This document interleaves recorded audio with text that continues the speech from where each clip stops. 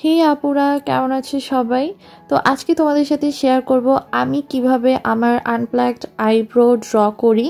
তো আজকের ভিডিওটা যারা বিগিনার আছো তাদের জন্য অনেক বেশি হেল্পফুল হতে যাচ্ছে।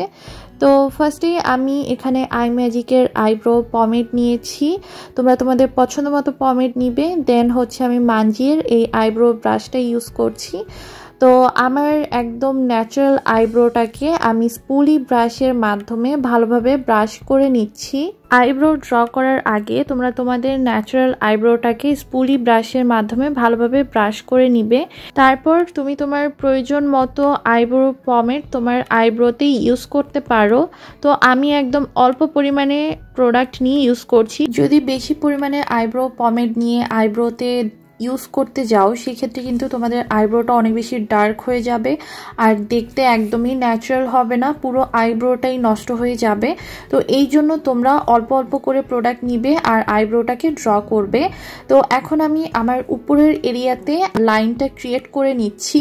তো এখানে আমি যেহেতু আইব্রোটা আমার পছন্দ মতো শেপ অনুযায়ী করছি, তোমরা যতটুকু শেপ রাখতে চাচ্ছ ঠিক ততটুকু পরিমাণে মোটা করতে পারো তোমাদের আইব্রোটা। একটা বিষয় খেয়াল রাখবে যে তোমরা যখনই আইব্রো ড্র করবে, তোমরা যদি আইব্রোটাকে মোটা করতে চাও সেই ক্ষেত্রে উপরের দিক থেকে তোমরা আইব্রোটাকে শেপ দিতে পারবে।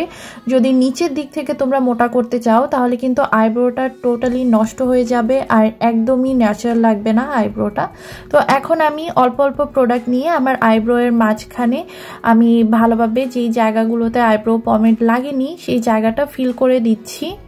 আর তোমরা যদি আরও ডিটেলসে আইব্রো টিউটোরিয়াল চাও সেক্ষেত্রেও কিন্তু তোমরা আমার পেজটা ভিজিট করতে পারো। একদম বিগিনারদের জন্য ডিটেলসে একটা আইব্রো টিউটোরিয়াল আমার পেজে দেওয়া আছে অলরেডি।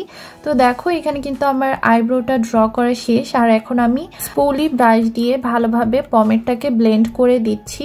তো এটাও কিন্তু অনেক বেশি গুরুত্বপূর্ণ একটা পার্ট বলতে পারো আইব্রো এর ক্ষেত্রে, যেহেতু তুমি এখানে পমেড ইউজ করেছো। সো এটা কিন্তু ভালোভাবে ব্লেন্ডিংও করতে হবে আর সেটা কিন্তু তোমরা এই স্পুলি ব্রাশের মাধ্যমে করতে পারবে।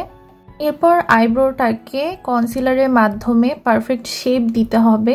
এখানে আমি একটু লাইট কনসিলার ইউজ করেছি। সো তোমরা তোমাদের এক্সট্রা হেয়ারগুলোকে হাইড করার জন্য একটু লাইট কনসিলারই ইউজ করবে।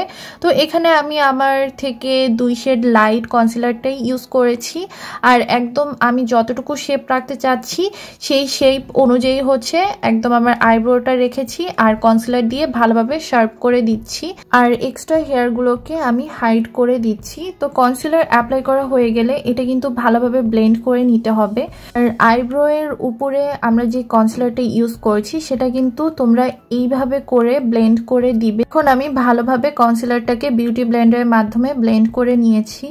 আর এই তো আমার আইব্রো ড্র করা শেষ। আর দেখো আইব্রোটা কতটা ন্যাচারাল লাগছে, মনেই হচ্ছে না যে এখানে অতিরিক্ত পরিমাণে কোনো প্রোডাক্ট ইউজ করা হয়েছে। তো এই ছিল আজকের ভিডিওটি ভালো লেগে থাকলে লাইক কমেন্ট শেয়ার করতে ভুলো না।